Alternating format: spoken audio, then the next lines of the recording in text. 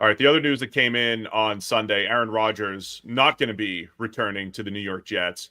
Now, I don't know how realistic some of the other reports were that the Jets said that he can't uh, that he can't do Pat McAfee or whatever it is. I don't know how true any of that is, but it does sound like they had discussions, and Aaron Glenn, they're done with Aaron Rodgers and basically resetting at the quarterback position for the Jets. We'll get to more of this when it comes to the storylines, but your thoughts on it? Let's just say from a Jets perspective on Aaron Rodgers not returning here. Yeah, I mean, well, first and foremost, I want to give the Jets some credit because they flew him in to tell him that, thanks, but no thanks, Aaron. And look, you could argue, I think, reasonably that if you're going to tell them like we're moving in a different direction, that's the kind of thing that can be done over the phone, right? Do I need to fly across the country to receive that news? But I think the they Jets, I wanted. I think, think they wanted to actually talk through it, though. I don't know if it was like determined, and then they said. I think they wanted to talk through, see where his head was at, see if maybe the McAfee thing was a thing, and he says no, and that confirms it. I don't know if it was exactly as you saying. I think they just wanted to pay him the respect of like doing it face to face. Either way, I think that's laudable. And somebody made the point like there's no good way of doing it, right? There's literally no way of achieving it where everybody that needs to know is informed in the correct order before it breaks out into the public sphere, right? This is the problem is if you do it face to face, by the time you get around to it, Schefter's already out there with the news and you look like an asshole because you didn't tell the guy first. If you don't do it that way, you're an asshole because you didn't give him the credit of doing it face to face. You did it over the phone to try and beat, the insiders getting the news out. Like there's no way of achieving this correctly so that everybody's happy. So, but I do think that if you're going to err on the side of like deference and respect to who is still a future Hall of Fame player with an amazing career and the guy that you saddled your wagon to hoping that he was going to take you somewhere different, right? It didn't work out. It's been a catastrophe essentially for all parties involved. But I think you have to, tip your hat to them and say they at least tried to do this with respect and say, appreciate what you've done, Aaron. However, we are going to move in a different direction. We'll talk more about Rodgers, his next destination, perhaps, when we get to the biggest storylines of the offseason. But again, from a Jets perspective, well, one of my storylines is going to be about the teams that have a chance to really to just completely rebuild. And the Jets are now in one of those, right? Because a lot of their moves were Aaron Rodgers related. Like no team wanted Alan Lazard unless Aaron Rodgers brought him in, right? I mean, that's Right. part of the way they had built that team. So we'll get to that later as well. Some teams have a chance to not go nuts at the quarterback position in the draft and wait it out and look to 2026. And I think the Jets are putting themselves into that position. And then, like I said, we'll discuss some Rodgers landing spots in just a little bit. Go ahead. Just to be clear, it's the right move, right? Like I Oh understand the yeah, Jets don't actually have an alternative right now. Like they're not necessarily. I mean, they might be. We don't know how this draft is going to unfold. If we assume the quarterbacks are going to go somewhere towards the very top, the Jets are picking what, seventh overall. The chances are they don't have a shot at one of the top two quarterbacks, but it's February, right? We don't know how that's going to unfold yet. But even if they don't, right? Even if they have no shot at the draft right now, this was the year to give it one more shot with Rodgers, and it was a complete disaster. So you can't possibly, do it again. You can't possibly say, third time lucky, fellas, maybe this time it'll work out. Like it didn't work. It was a shot worth taking. It just, you missed, right? You got to cut bait, move on. Let's go. Let's clean, departure, given that we now have a new head coach, et cetera, et cetera. Like it's the right decision to say, as tempting as it is, to let 40-plus-year-old Aaron Rodgers one more shot at it. No, let's get out of this now. especially with scarcity at the position, right? There's a lot of scarcity at the position. Someone else is going to want Aaron Rodgers. But yeah, for the Jets, the issues were, look, was there some physical decline in Aaron Rodgers? Definitely. I mean, but at the same time, coming off the Achilles, is he actually going to be better 2 years removed from that? I don't know.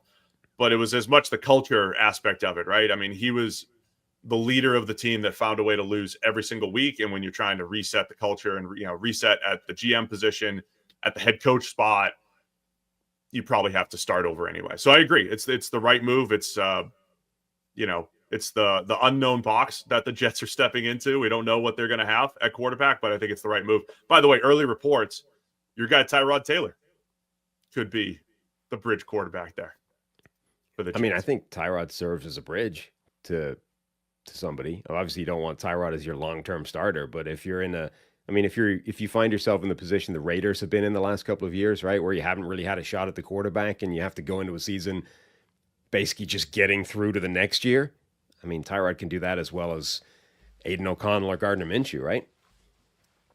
Yeah, I mean, if you just need a bridge, absolutely. So we already touched on it, obviously, but my top storyline for this offseason is where does Aaron Rodgers end up? The whole dynamic with which team is going to be desperate enough, having seen the way it just worked with the Jets, to go, it might work for us. You know, maybe it'll pay off. Maybe this is the time the long shot actually comes in, and I get the 1,000-to-1 payoff, and I can, reset my finances, and all's good.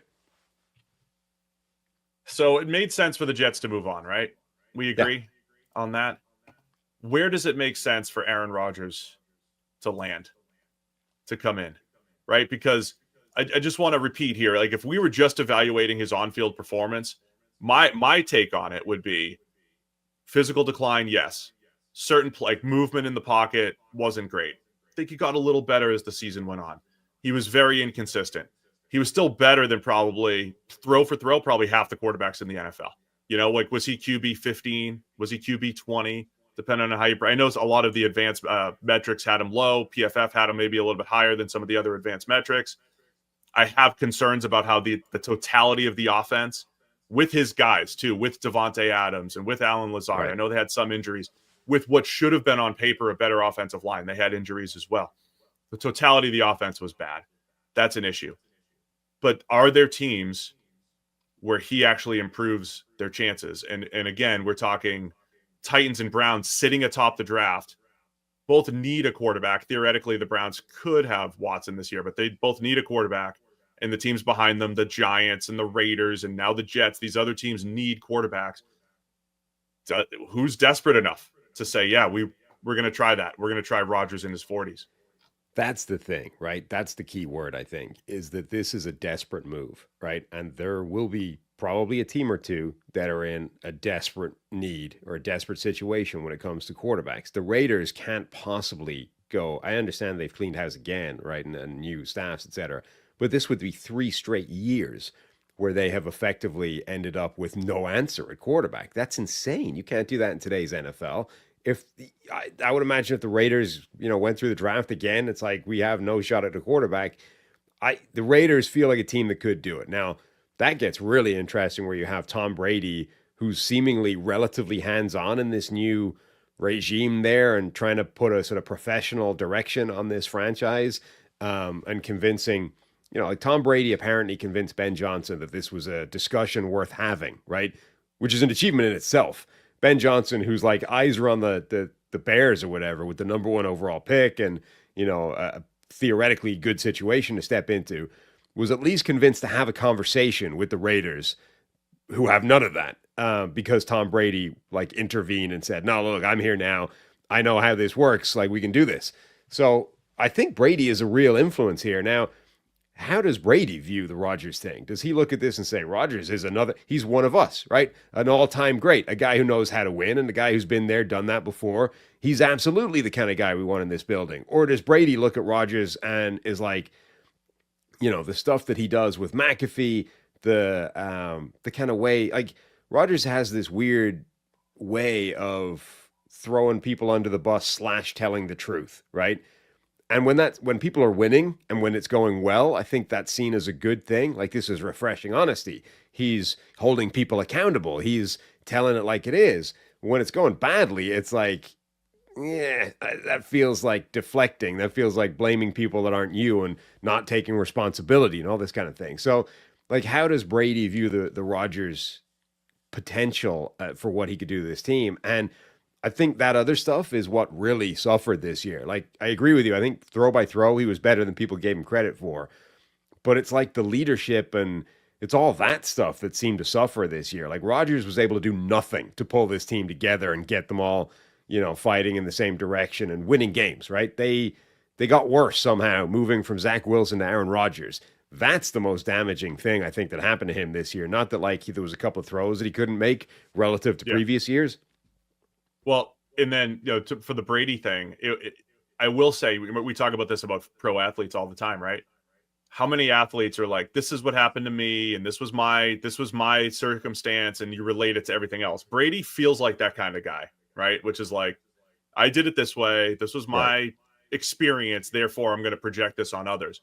So Brady could easily look at this experience, be like, man, I played till I was 45, still kind of chucking it around pretty good, especially at 44, 45. Maybe I tapered off a little bit and, got divorced and had a bad year, but finished up. But I was pretty good till I was 44, right? Won a Super Bowl at 42 or whatever it was. I could see him projecting that on Rodgers. Like, oh, he's got a couple more years. He'd be fine. Years left in the tank. He's got years. So I could see him doing that. On the other hand, now here's my bigger question with Rodgers. Not only did he bring his player friends, he brought his coaching friends. He brought his system. And I repeated every week on the show here, my biggest complaint with the system is that it's not good. It's not a good passing attack, right? It's not scheming up open plays. It's like, hey, here's a bunch of one-on-one ISO routes down the sideline like it's 2016-17 Packers, and that was Rodgers' style. So as I look at the DraftKings odds to play somewhere for where Rodgers is going to play, the Steelers are the favorite at plus 200. Then it's the Raiders, the 49ers, the Vikings, I think just for fun, and then the Colts. And so if you say the Steelers, you would say, like, wherever Aaron Rodgers goes, I would not buy into, Aaron, bring all your friends, bring whoever you want, bring Hackett, bring Lazard, like that. That's not happening in the new place, in my opinion, or I'm not letting that happen. But if you're the Steelers and you're like, Mike Tomlin, leader of men, gets the most out of him. Pete Carroll, leader of men, gets the most out of him. Kyle Shanahan, we're iffy on Purdy. We're going to bring him in, finally this dream matchup, plug him into Shanahan's system. You have to have full buy-in. And the Vikings are just there because that's what Brett Favre did. And went to the Vikings, and you just, it's more for fun. Or the Colts could legitimately say, we're done with the Anthony Richardson 2-year experiment. We're going to go to Rodgers. I don't expect it, but I'm just saying those top three teams, Steelers, Raiders, and 49ers, all have a coach who he would have to play under, submit to, basically. And that might be the one way to maybe maximize Rodgers, who, again, physically is still pretty good, but I think all the other stuff is what, threw the Jets way off last year. The Steelers one would be really interesting because, look, you've got Mike Tomlin, as you said, amazing leadership there, but also a guy who's quite clearly not going to take that kind of crap from Rodgers in terms of like, this is what I want, this is the offense I run, this is my way. Tomlin, if Tomlin is bringing in Rodgers, he's going to coach him, right? He's actually going to make sure that this is what we need you doing. I don't care what you want to run. And look, that can go one of two ways. Either Rodgers digs his heels in, it's a complete nuclear meltdown and everybody gets fired. Like maybe that's the thing that finally gets Tomlin a losing record, a losing season, and the patience runs out in Pittsburgh and we get rid of him. Or it's actually what Rodgers needs and it gets him back to the kind of Matt LaFleur, stage where a guy comes in and says, I need you doing this, which will get the best version of you on the field. It's possible. I mean, either way, the point is, I understand there's a kind of fatigue when it comes to Rodgers, right? We're kind of sick of giving him attention, of talking about him. And this was the same with Brett Favre. The irony of Aaron Rodgers becoming Brett Favre for his entire career, having sat behind that guy for years, getting pissed off at the annual offseason dithering that Brett Favre did, and then becoming that guy down the line is staggering. And that's why the Vikings thing is there, because the symmetry of that actually taking place would be mind-blowing. But I understand that we're all kind of sick of this, but it is compelling. I mean, it was with Brett Favre. Like every year, well, is he going to retire? Is he going to keep going? It was interesting. It was annoying, but it was interesting. And that's where we are with Rodgers. Everyone is kind of sick of this, but it is fascinating. Whether Rodgers goes to Pittsburgh, whether he goes to the Raiders, or whether eventually the league is just like, I'm sorry, get out of here. We're sick of this. Whatever it is, to me, it's one of the most compelling storylines of this offseason. All right, so that's your storyline one. Just to put a bow on this, I think 2 years ago it was fine. the way the Jets made this move, right? That Sure. you have to win with a high-end quarterback, even if you were going to get less than elite, but high-end quarterback play from Rodgers. It was kind of worth the risk for a couple of years. They're back at the starting point again. They were in a bad spot 2 years. It's not like they had a quarterback 2 years ago. I was fine with the move 2 years ago. I don't know if I want to make this move this year. I don't know if I want to be the team that takes a shot on Rodgers. I think I want to just move on with the future. If I'm Pittsburgh or the Raiders, I mean, if I'm the Niners, I'm probably just locking up Purdy because known commodity in that system. I don't know where there's a good fit, Sam. I don't know if there's a fit that I actually like, and I say, hey, that makes sense as a bridge right now because of all the, call it the baggage that's kind of attached to it. Thanks for watching all the way to the end of our video. For more great content, click here to subscribe and here to watch another video. We'll see you again soon.